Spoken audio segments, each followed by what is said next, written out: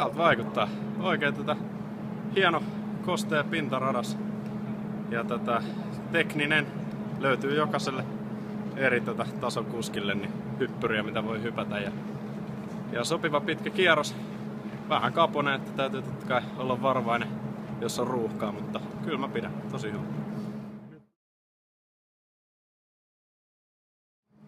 Pyörä on kans hyvä. Että se on vielä ihan uusi. Sen huomaa, että ei ole ihan vielä saanut säätöjä sinuiksi, mutta eiköhän ne saada tossa sinne Helsingin Supercrossiin niin johonkin kunnon iskuun ja pysty siellä sitten ajaa ihan kunnolla kilpaa.